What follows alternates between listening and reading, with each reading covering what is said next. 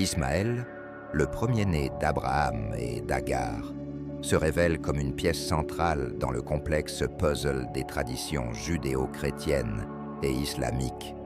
Son histoire s'enracine solidement dans l'Ancien Testament, plus précisément dans le livre de la Genèse. Dans la Genèse 12:2, Dieu, s'adressant directement à Abraham, prononce des paroles qui résonnent comme des promesses divines éternelles. « Je ferai de toi une grande nation, je te bénirai, je rendrai ton nom grand, et tu seras une bénédiction. » Ici, Dieu trace pour Abraham une trajectoire grandiose, lui promettant non seulement une descendance nombreuse, mais aussi une bénédiction qui transcendra les générations. Cette promesse est essentielle pour comprendre le contexte dans lequel Abraham et Sarah vivaient. Imaginez cette scène avec nous. Abraham et Sarah, déjà âgés, portant le poids des années, reçoivent la promesse divine d'une descendance exceptionnelle. De plus, Sarah faisait face à l'infertilité depuis sa jeunesse, rendant la conception naturelle extrêmement improbable. L'attente prolongée engendrait de l'angoisse, et Abraham, ainsi que Sarah, dans leurs moments de doute, se demandaient si la promesse divine s'accomplirait et comment Dieu surmonterait des obstacles en apparence insurmontables. Face à cette angoisse, Sarah propose une solution humaine pour accomplir la promesse divine. Elle suggère qu'Abraham prenne Agar, sa servante, comme concubine, une décision qui, au fond, reflète l'impatience et la tentative humaine d'accélérer les plans de Dieu. L'histoire prend un tournant décisif lorsqu'Agar, suivant les instructions de Sarah, tombe enceinte. À l'époque d'Abraham, les sociétés étaient marquées par un mode de vie nomade, où les liens familiaux et les mariages tenaient une importance primordiale. Dans ce contexte, des pratiques, comme celle de concevoir un enfant par l'intermédiaire d'une servante, répondaient à la pression de garantir une descendance et d'assurer l'héritage familial. Abraham et Sarah étaient plongés dans ce cadre culturel, tout en portant le poids de la promesse divine d'une grande descendance malgré leur âge avancé. L'impatience de Sarah, confrontée à sa stérilité persistante et aux attentes sociales, la pousse à prendre des décisions qui entraîneraient des conséquences désastreuses. La suggestion que fait Sarah à Abraham de prendre Agar comme concubine, dans l'espoir de réaliser la promesse divine, reflète non seulement la pression culturelle de l'époque, mais aussi une impatience grandissante face à une attente qui semblait interminable. Au sommet de la tension, l'impatience de Sarah atteint un point critique, la poussant à menacer Agar de mort. Se sentant opprimée et rejetée, Agar, dans un acte de désespoir, fuit vers le désert, à la recherche de réconfort. Cet épisode illustre de manière saisissante les conséquences néfastes qui peuvent surgir lorsque l'impatience guide nos actions au lieu de la confiance en les plans divins. C'est dans le désert, dans un moment de solitude et de détresse, qu'un ange du Seigneur apparaît à Agar. Ce messager divin lui apporte un message réconfortant et prophétique, révélant que le fils qu'elle porte dans son sein sera nommé Ismaël. Cette rencontre céleste apaise non seulement le cœur tourmenté d'Agar, mais souligne aussi l'importance de placer sa confiance dans les desseins de Dieu, même face aux pires adversités. Après l'intervention de l'ange du Seigneur dans le désert, Agar ne reçoit pas seulement du réconfort, mais également une prophétie concernant l'avenir de son fils Ismaël. Cette rencontre divine confère un sens profond à l'enfant qu'elle porte. Le nom Ismaël, qui signifie « Dieu a entendu », reflète la réponse divine à la détresse d'Agar, montrant que Dieu entend nos souffrances et intervient dans nos vies de manière extraordinaire. L'histoire prend un nouveau tournant lorsqu'Agar, encouragée par les paroles prophétiques, décide de retourner dans la maison d'Abraham. Ce retour réaffirme le lien familial et marque le début d'un parcours où le dessein divin pour Ismaël commence à se dévoiler. En revenant chez Abraham, Agar retrouve un environnement où l'amour d'Abraham pour Ismaël est manifeste. Loin de cacher son affection pour son premier-né, Abraham accueille Ismaël avec tendresse et attention, le reconnaissant comme une partie essentielle de sa vie et de la promesse divine. Cet amour paternel se manifeste davantage lorsqu'Abraham, dans sa quête de bénédiction divine, demande à Dieu de bénir Ismaël dans sa miséricorde infinie. Dieu renouvelle sa promesse à Abraham dans le livre de la Genèse 17, 19 à 21. Dieu révèle à Abraham: « En vérité, Sarah, ta femme, te donnera un fils, et tu l'appelleras Isaac. J'établirai mon alliance avec lui, une alliance éternelle pour sa descendance après lui. Quant à Ismaël, je t'ai entendu. Voici, je l'ai béni et je le rendrai fécond, et je multiplierai sa descendance en abondance. Il engendrera 12 princes, et je ferai de lui une grande nation. » Dieu, dans sa miséricorde infinie, réaffirme sa promesse de faire d'Ismaël le premier-né d'Abraham et d'Agar, l'ancêtre d'une grande nation.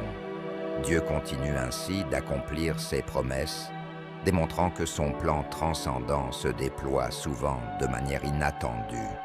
Cependant, le chemin divin prend une nouvelle dimension lorsque Dieu confirme que Sarah, bien qu'âgée, concevra et donnera naissance à un fils. En entendant cette nouvelle surprenante, Sarah rit intérieurement. Son incrédulité initiale, née de décennies d'attente, se reflète dans ce rire qui résonne au fond de son âme.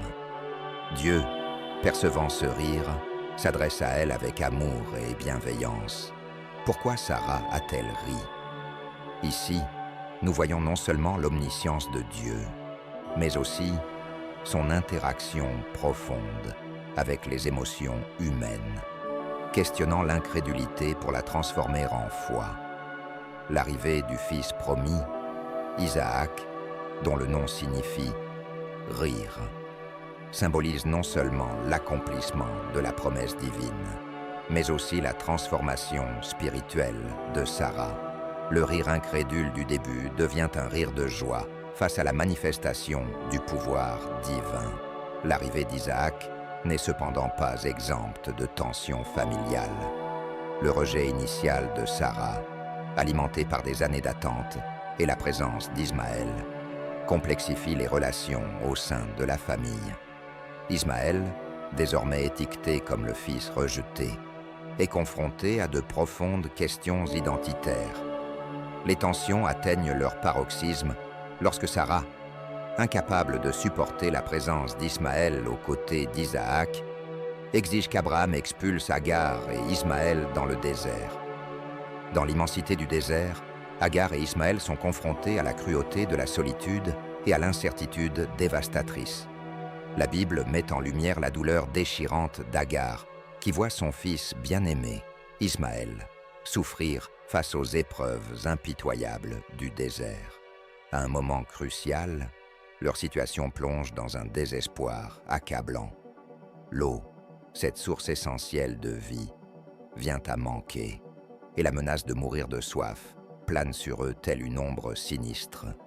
Face à cette souffrance insoutenable, Agar, dévastée, place Ismaël à l'ombre d'un arbre, incapable de supporter l'agonie de voir son fils périr sous ses yeux.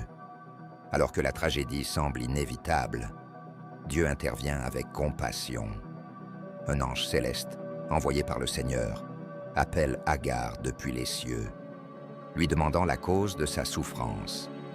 Avec des paroles de réconfort, l'ange rassure Agar, lui affirmant que Dieu a entendu le cri de détresse d'Ismaël. Dans une annonce divine, l'ange révèle que Dieu fera naître une grande nation à partir d'Ismaël, dissipant ainsi les ombres du désespoir. À cet instant de révélation, Dieu, dans sa miséricorde, ouvre les yeux d'Agar sur une vision miraculeuse. Un puits d'eau apparut à proximité. Guidée par la providence divine, Agar se précipite vers le puits, remplit son récipient d'une eau cristalline et apaise la soif d'Ismaël. Ce puits, don miraculeux de Dieu, sauve non seulement la vie de la mère et de son fils dans l'hostilité du désert, mais symbolise également la réponse divine aux prières ferventes et la manifestation de sa provision souveraine. Dans cet épisode chargé d'émotions, nous sommes rappelés de l'amour et de la sollicitude de Dieu, qui non seulement entend nos cris dans les déserts de la vie, mais fournit aussi des miracles inattendus, transformant le désespoir en espoir et la mort imminente en une vie renouvelée. Après cette intervention divine qui fit jaillir l'eau dans les déserts arides de Paran, les vies d'Ismaël et d'Agar s'épanouirent sous le soin providentiel de Dieu. Ismaël, nourri par ce désert qui avait autrefois menacé sa vie, développa des compétences redoutables, devenant un chasseur aguerri et un maître de l'arc. Sous l'amour et la guidance de sa mère, Agar, Ismaël entreprit un parcours matrimonial qui traversa les frontières culturelles. Avec discernement et sagesse, Agar organisa un mariage égyptien pour son fils, tissant ainsi ensemble les fils de deux traditions distinctes. Le récit biblique rapporte qu'Ismaël eut 12 fils. Ces descendants d'Ismaël sont reconnus comme les ancêtres de diverses tribus arabes, soulignant l'étendue et la diversité des connexions qui s'étendent à travers l'histoire. La Genèse raconte que tandis qu'Ismaël grandissait, Dieu était à ses côtés. Il s'installa dans le désert de Paran, devenant un archer habile. Sa mère Agar joua un rôle crucial en choisissant pour lui une épouse originaire d'Égypte. Cette période du parcours d'Ismaël met en lumière non seulement son talent unique et sa capacité d'adaptation, mais aussi la présence constante de la bénédiction divine dans sa vie. Le choix d'une femme égyptienne issue de la tribu de Duram souligne les riches connexions culturelles qui imprégnaient la vie d'Ismaël dans cette région. Du côté d'Isaac, nous voyons l'accomplissement de la promesse divine faite à Abraham et Sarah malgré leur âge avancé. Isaac devient le fils promis et la lignée choisie par Dieu pour établir son alliance éternelle. L'histoire d'Isaac met en lumière la foi de ses parents et la fidélité divine face à des circonstances apparemment impossibles. Isaac épouse Rebecca et ensemble, ils ont des jumeaux, Ésaü et Jacob. Jacob, plus tard appelé Israël, devient l'héritier de la promesse divine et le père des 12 tribus d'Israël. Dieu renouvelle l'alliance avec Jacob, réaffirmant les bénédictions promises à Abraham. Les descendants d'Isaac jouent un rôle fondamental dans le récit biblique, notamment dans la continuité des promesses divines, la formation de la nation d'Israël et le développement des traditions qui mèneront à la naissance de Jésus-Christ. De plus, les Écritures révèlent l'harmonie entre les lignées d'Ismaël et d'Isaac, demi-frères dont les vies sont liées. Le mariage d'Ésaü, fils d'Isaac, avec Mahalat, fille d'Ismaël, témoigne de la continuité des relations familiales et culturelles entre ces deux lignées. Le récit biblique souligne également qu'à un moment crucial, Ismaël et Isaac unissent leurs forces pour accomplir leur devoir filial en enterrant leur père Abraham dans la caverne de Macpéla.